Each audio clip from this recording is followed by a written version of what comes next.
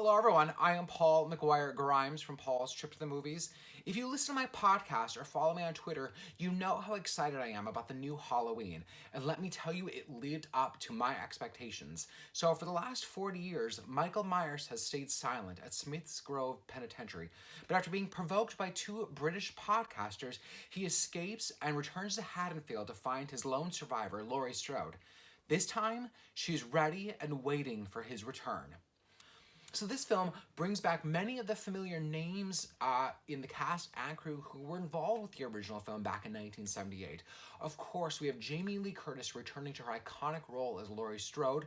We also have original Michael Myers actor Nick Castle returning to, who's kind of sharing billing as playing Michael Myers again this time around. And John Carpenter, the man behind the original, is back composing the score for this one. He's also producing this movie. This Halloween serves as a direct sequel to the original. It completely disregards every sequel along the way, even the ones starring Jamie Lee Curtis. I think that this helps keep the story simple, and it really keeps it as direct as possible. You don't need to go back and rewatch everyone to kind of figure out what's going on. Jamie Lee Curtis. She has made Laurie Strode a survivor of violence and trauma in this one. This version of the character really resonates now in the hashtag #MeToo movement, as we see that the effects it had on her and the generations of her family over the last 40 years. Her daughter, played by Judy Greer, her granddaughter, played by Andy Matichuk. We see how trauma can affect not only the survivor, but the people, the community around her.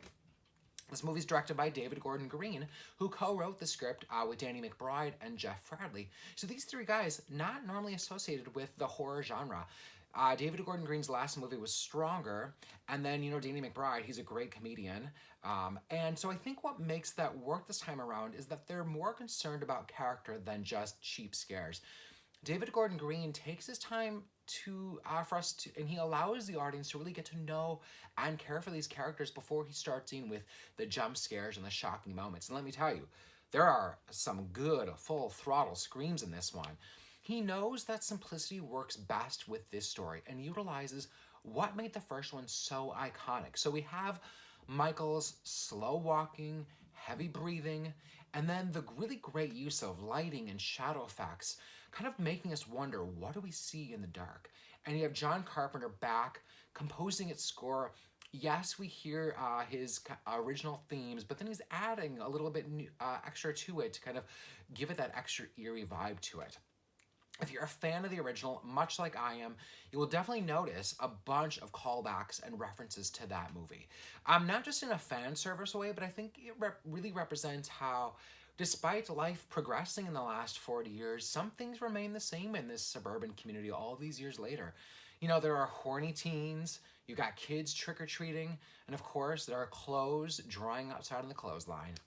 I think David Gordon Green has crafted an exciting slasher flick for the 2018 audience. The kills in this one are more gruesome than they were in the original back in 1978, but they're not overly grotesque like they were in the Rob Zombie movies of Halloween. So I think you will definitely get a kick out of this one. I really loved it. I think that this is the best sequel in the film's 11-movie franchise. I'm giving Halloween 4 out of 5 ticket stubs. If you've liked my review today of Halloween, click subscribe on my YouTube channel. We've got new reviews of Beautiful Boy, The Hate U Give, First Man, A Star Is Born. You'll definitely want to watch those. And follow me on Instagram and Twitter at Paul's Movie Trip. And then go to my website, paulstriptothemovies.com, where I give a ranking of all of the Halloween movies. And then a link to my podcast, Paul's Trip to the Movies on Podcast One. Coming up, we're going to be going over the original Halloween and comparing it to the new one. So you definitely want to check that out. Thank you so much for watching my review of Halloween today.